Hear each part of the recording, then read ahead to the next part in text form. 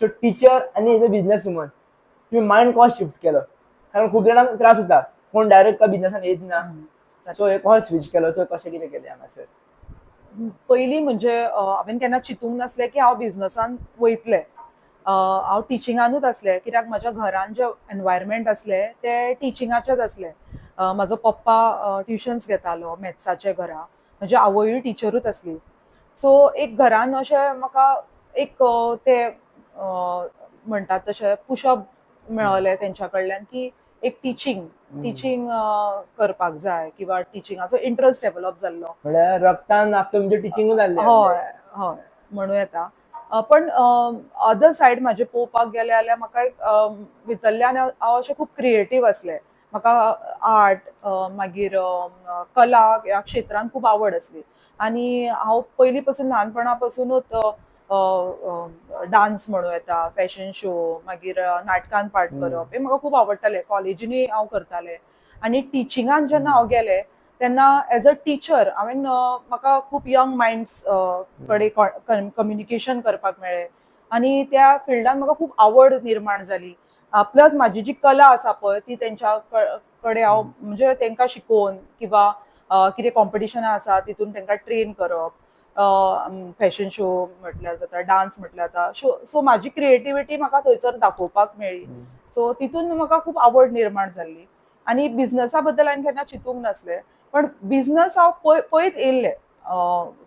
जेन्ना लग्न जालें म्हजें तेन्ना हांव म्हाज्या मिस्टराक बिझनस करतना पळयतालें किंवा शिकयता शिकयता तेच्या बरोबर तेका केन्ना हेल्प जाय तेन्ना हांव तेच्या बरोबर वयतालें.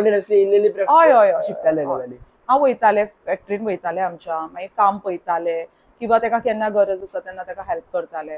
पण फुल्ली डेडिकेट दिवपाक मेळनासलें. जेन्ना म्हाका भुरगीं जालीं, म्हाका आतां 2 भुरगीं आसा, जेन्ना भुरगीं जालीं तेन्ना म्हाका तेंचेर फोकस केलो आनी सायड बाय सायड म्हाजें जॉब. सो दोनी हांव मॅनेज करतालें. पण जसो हो टायम येयलो लास्ट 5-10 इयर्स तेन्ना न्ही आमचो बिझनस खूब ग्रो जावपाक लागलो. आनी तेन्ना म्हज्या मिस्टरान म्हाका म्हटलें तूं why not you are leaving your job, because it was not permanent नासलो तो जॉब.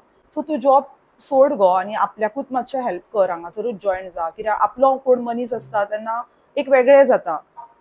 सो तेका एक वेगळो टच मेळटा आनी आपल्या आर्टाचे बिझनस.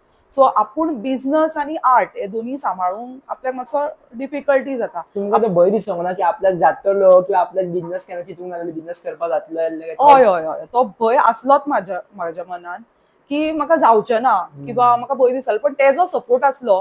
तो म्हाका सदांच म्हणटालो की हांव आसा न्ही सायडीक तुज्या, तुका कितें डिफिकल्टीज आसा ते आपूण पळयता, तूं कर. सो हांवें डिरेक्टली म्हाजो जॉब केन्ना सोडपाचें चिंतूंकूच ना. हांव कितें करतालें जेन्ना टिचिंगाचो जॉब आसा तो हाफ डे आसता. सो जेन्ना म्हाजें स्कूल सुटलें, हायर सेकंडरी सुटली तेन्ना हांव डिरेक्टली फॅक्टरीन येतालें. सो हांव मॅनेज करतालें बिझनस. पण मागीर कशें जाता एक बायलो मनशाक सगळें मॅनेज करपाक मातशें डिफिकल्ट जाता. जॉब, घर प्लस बिझनस हे तिनूय मॅनेज करपाक मातशे डिफिकल्टीज.